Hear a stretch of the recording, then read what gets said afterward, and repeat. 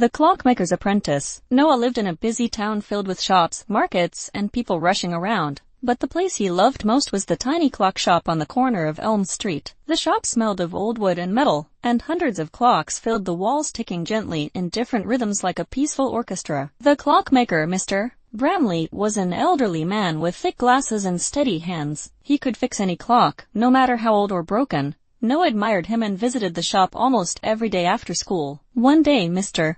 Bramley surprised him by saying he needed an apprentice, and he wanted Noah to take the job. Excited, Noah agreed. He started the next morning. His first task was simple, dusting the shelves and polishing the clocks. But even this felt special to him. Each clock seemed to have its own personality. Some ticked loudly, others softly. Some chimed like bells, others sang gentle melodies. After a few days, Mr. Bramley taught Noah how to open the back of a clock and see the gears inside. Noah was fascinated. Tiny gears, springs, and wheels worked together perfectly to keep time moving forward. Mr. Bramley told him that every clock was like a heartbeat of the world. If one stopped, it was their job to help it beat again. One rainy afternoon, a woman entered the shop carrying a dusty old clock wrapped in cloth. It was large and heavy, with faded carvings along its edges. She'd explained that the clock had belonged to her grandmother and hadn't worked in many years. She hoped it could be fixed. Mr. Bramley gently placed the clock on the work table and opened it, but even he frowned as he studied the gears.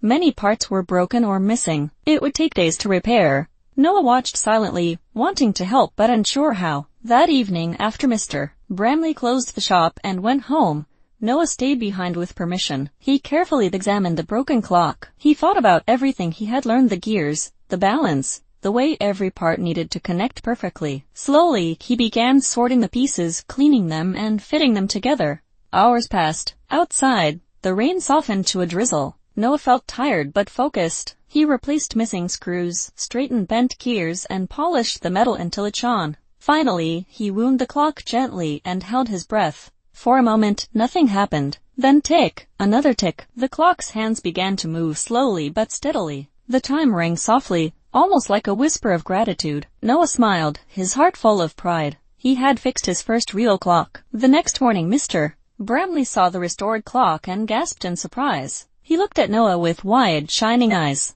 He praised him warmly, saying he had the hands of a true clockmaker, patient, careful, and full of heart. Noah felt a warmth spread through him that lasted all day. When the woman returned and saw the clock working again, tears filled her eyes. She hugged Noah and thanked him. The joy on her face made Noah realize something important. Fixing clocks wasn't just about gears and springs. It was about restoring memories and giving people moments of happiness. From that day on, Noah worked proudly beside Mr. Bramley. He learned new techniques, repaired more clocks, and listened to the gentle music of time surrounding him. The little shop on Elm Street became his second home, a place where he felt useful and full of purpose. And as the clocks ticked softly all around him, Noah knew he had found a path that would guide him for the rest of his life, one steady heartbeat at a time.